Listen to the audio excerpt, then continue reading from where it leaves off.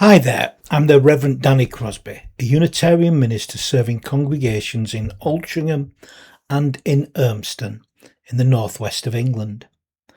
And I offer this devotion as a balm for the heart, for the mind, for the spirit, and for the soul. And it's titled Father's Day, Hospitality. Come as you are, exactly as you are, but do not expect to leave in exactly the same condition. And I'm going to begin with a classic bit of a Rumi. This being human is a guest house. Every morning a new arrival, a joy, a depression, a meanness. Some momentary awareness comes as an unexpected visitor. Welcome and entertain them all, even if they're a crowd of sorrows who violently sweep your house empty of its furniture. Still treat each guest honourably. He may be clearing you out for some new delight. The dark thought, the shame, the malice. Meet them at the door laughing and invite them in. Be grateful for whoever comes because each has been sent as a guide from beyond.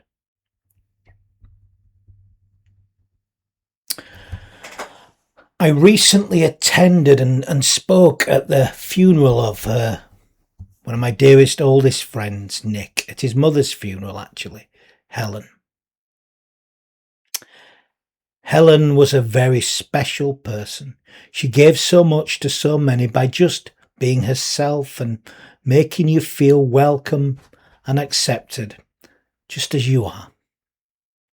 And I've been reflecting on the impact that she had on my life as well as the life of many others these last few days.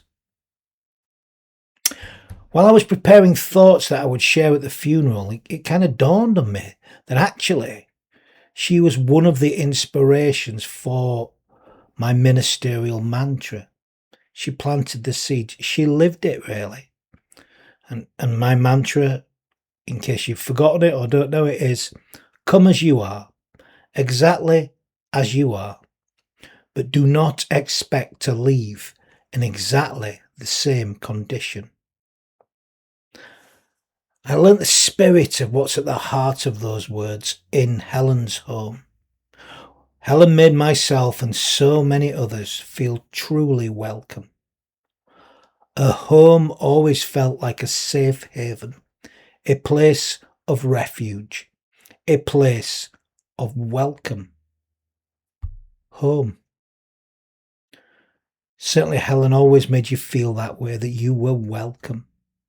To quote the great Robert Frost, home is the place when you have to go there. They have to take you in. Now, the thing about Helen is, of course, that she didn't have to take you in, but she always did. More than that, she encouraged and enabled you to be who you were in her company. She didn't ask you to be anything other than what you were, and you felt comfortable doing that. To me, that's true welcome. That's true openness. I think that sometimes we confuse what it means to be open with people. It's not so much that being open is to tell the world who you are, to pour yourself on others. I don't think that's being open, really. I think being open is to allow others, that when you meet others in your company, to allow them to be who they are, to be open to who they are. It's not about you pouring yourself on them. It's about making them feel welcome enough to be themselves in your company. When I think of openness, I see it as an invitation to others, for the others to come into your life as they are. And of course, for you to reciprocate this. It's a relational thing. Now, while Helen always made us welcome, she did have a couple of rules. She would say, I don't mind you coming round so long as you always come and say hello. And the other one being, there's 2 doors to this house. You come in one, and if you don't like it, you go out the other. So you would arrive at Helen's home I'd arrived to go and see Nick, hang out with my mate. And you'd go and say hello, as Helen usually worked in the back room, either on her knitting or on stamps or whatever she was doing. Not always, but often. And I learnt the lesson the hard way of not abiding by one of those 2 rules. I didn't go and say hello. I don't know why. I was probably feeling, I don't know, who knows? I'm not going to make an excuse. I just didn't. And you know what? I didn't need to learn that lesson twice, as she told me straight. I never did it again. I learned that lesson, unlike many other lessons in my life. I learned that the first time. Helen was of Polish descent. Well, she was Polish, really, but although she was born in Germany, just after the Second World War. Her start to life was not easy. Her father died not long after she was born, and as a child she developed polio, spending months in hospital in an iron lung. Thank goodness that they eradicated polio, eh? Helen's stay in the hospital lasted so long that she even began to call the nurses mum. She was there so long. Polio permanently handicapped her, as one of her legs was shorter than the other, actually. The family eventually ended up in England through a pen pal thing, actually. She could speak only Polish at first, but eventually she became a fully fledged Yorkshire woman. She really did as well. And in those early days, she learnt something about welcome and being welcomed. Some made her and her family very much welcome, but others not so much, and others there was suspicion about these strange sounding people, and they didn't make them welcome, but many did. Helen's sense of welcome, I believe, was shaped very much by her early life, and it also shaped her career as she worked her whole life as a theatre nurse. Many of her former colleagues were at her funeral, actually, and they all spoke of Helen in exactly the same way that anybody else did. She was the same wherever she went. It seems to me, I think it's fair to say, that her welcome, her hospitality, was her life. That's who she was, the essence of her being. Helen fell in love and married, having 2 sons. Sadly, her husband John died suddenly while on holiday of a brain hemorrhage. She brought up her boys alone, being both mother and father to them. Her sons, Nick and Anthony, are 2 of the finest people you could ever meet, actually. They carry that same spirit of openness and welcome that Helen showed them and to us. They are an absolute credit to her, 2 of the finest people you could meet.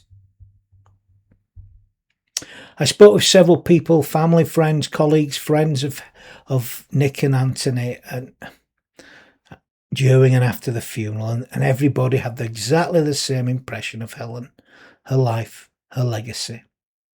She is a wonderful example of what it means to live by and with welcome. She wanted you to be who you were, with love and respect. She naturally acknowledged the inherent worth and dignity of every person. Although she wouldn't have used such a phrase, it would have been a bit flowery for Helen. But when I hear that phrase, that's who comes to my mind. And she did it not by what she said. Her language could be interesting, but by just simply being who she was. By the way, I'm not trying to portray a saint here. She's also had that classic Yorkshire bluntness, and if you'd done wrong, she would tell you. She would not hold back. As I've already mentioned, I learned that once, and I never disrespected her again. I don't know why I did then, but I did. And the next time I came round, She welcomed me with open arms. She always welcomed me with open arms. She wouldn't have held her arms out, literally, actually, but she just allowed you to be who you were, no matter what condition your heart and soul and being were in. But she did the same with everyone. It wasn't personal, actually. She was the same with everyone.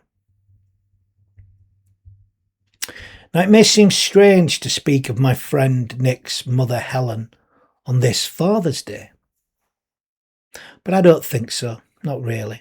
As in my eyes, she was the example of what that kind of love ought to be. She was one of those powerful examples in my life, those people that are etched in my soul. And I have been thinking of others who have influenced me in similar ways throughout my life. There are several, as there are several others that were damaging examples too.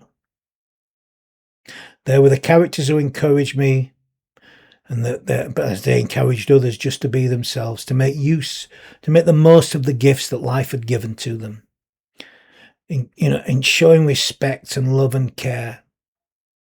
And there were others that did not. I want to acknowledge all who encouraged, accepted and welcomed and celebrated. But I can't name them all today. But then I'll name them in my heart. I invite you to do the same.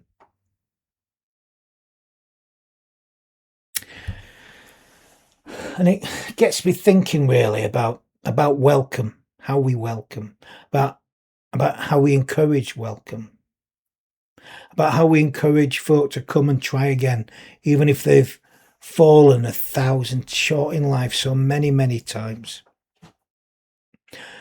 Also got me thinking about how faith enables one to keep coming, to keep going, no matter how many times they may have stumbled or fallen.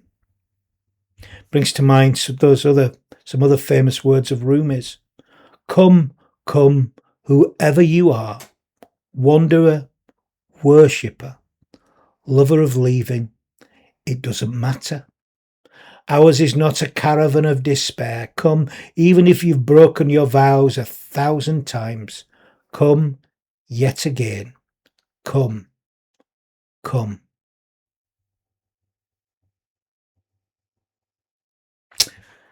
Rumi's words, Helen's welcome, other examples bring to my mind the father of the prodigal from that famous parable that Jesus taught. A lot of folk who ended up at Helen's would go talk to her in the back room when they were struggling themselves with life, and she would listen without prejudice, just offering love. When I think of living in and living by grace, that interesting word, that's what comes to my mind, really. To live like that, to be that kind of person to others, to allow them to be, to welcome another to be who they are, is the ultimate grace, I believe, that we can offer to one another. Now, I'm sure Helen wouldn't see it that way. She was just being herself. She was just simply being hospitable. She lived with the memory of those who had offered it to her. She had a difficult beginning in life and had many challenges throughout her life. But she followed the loving example, those loving, grace-filled examples herself. And she also remembered those who had made her feel unwelcome too, as she herself was a stranger in a strange land at a difficult time of rebuilding in Europe, throughout Europe. A difficult time of healing. Much was broken. Many of her family, certainly on her mother's side, were murdered by the Nazis. Her mother was lucky to escape. Helen suffered loss and tragedy throughout her life.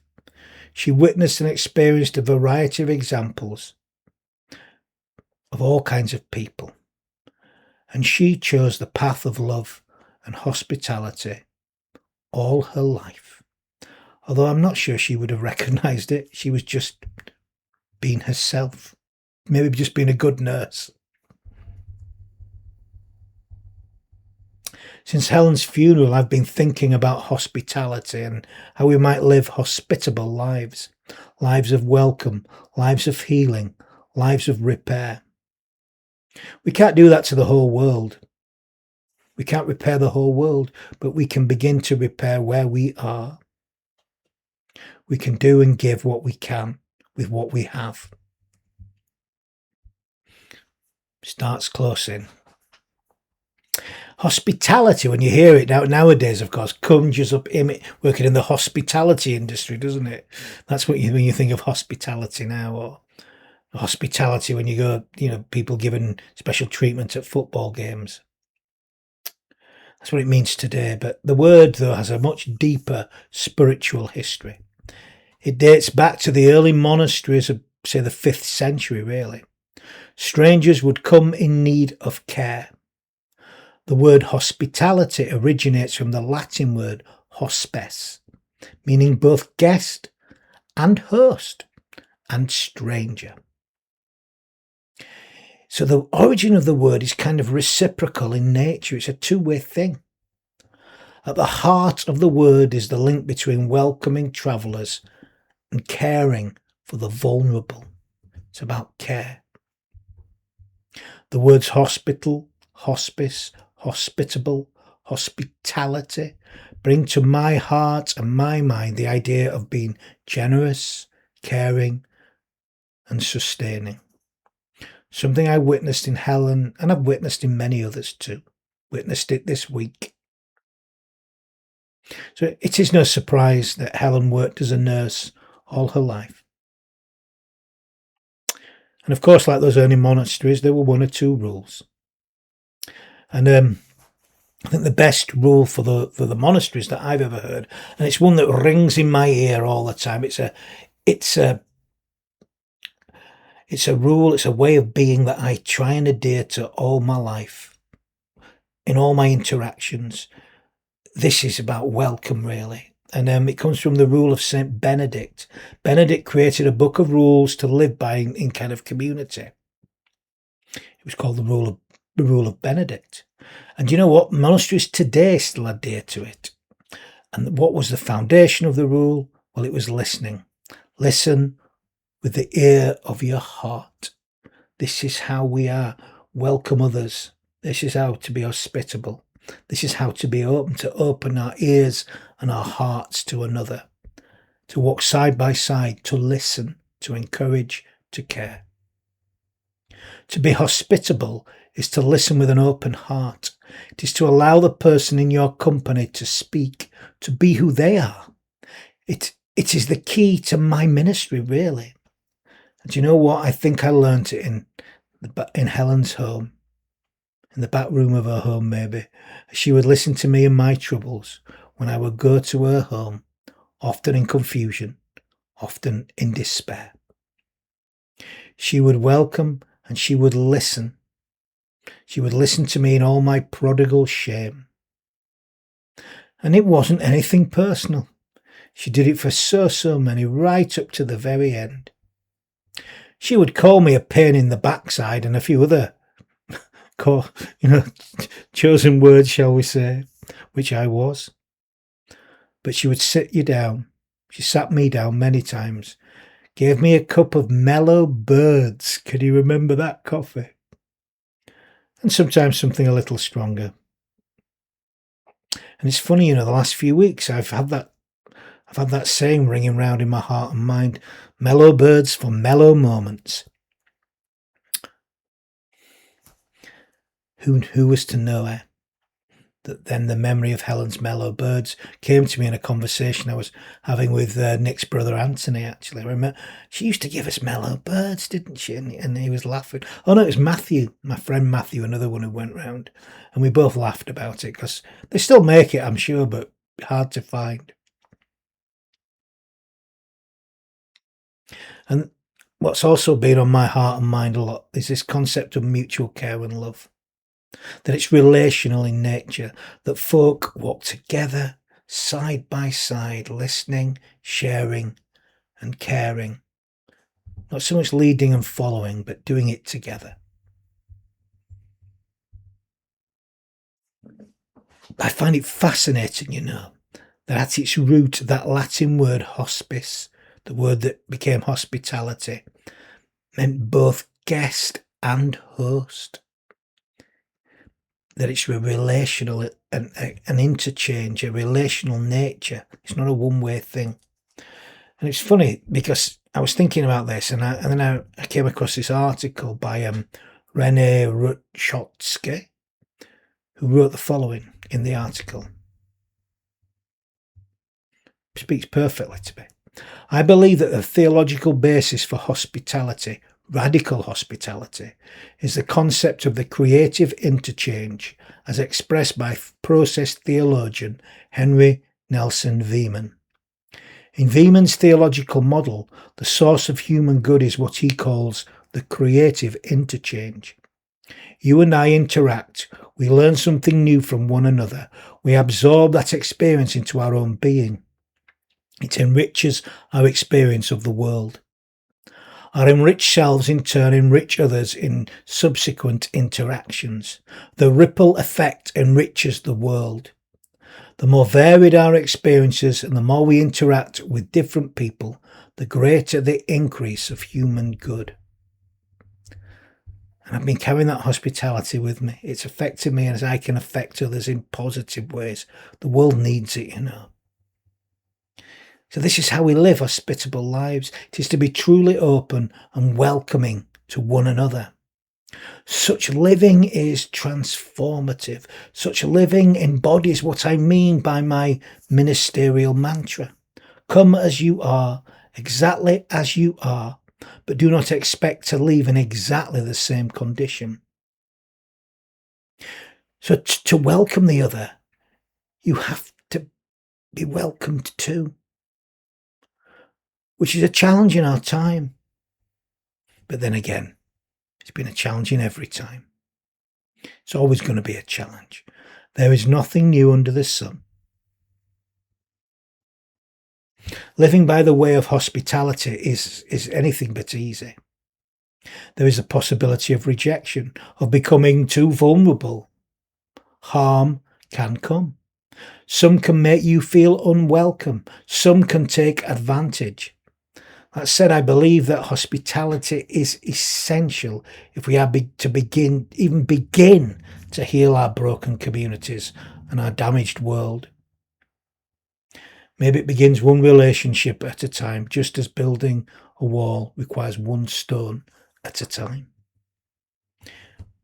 But it can begin with us. I've been remembering and honouring a life that touched me deeply the last couple of weeks. Someone who taught me hospitality, someone who taught me welcome. Not a perfect person, a very real person. One who I didn't realise at the time had such an impact on me at such a difficult time in my life. Someone who loved me as I was by welcoming me exactly as I was. Someone who offered comfort and shelter, and most importantly, a listening ear. Someone who listened with the ear of their heart. As I said at Helen's funeral, Helen was a remarkable woman, someone who would make you feel welcome as you were. In my work, my ministerial mantra is, come as you are, exactly as you are, but do not expect to leave in exactly the same condition.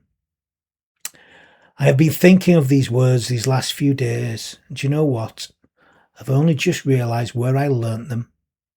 It was at 46 Whiteley Road, a place where you were always welcomed in, even if you were a pain in the arse, which I was. Thank you, Helen, for all that you gave to all of us.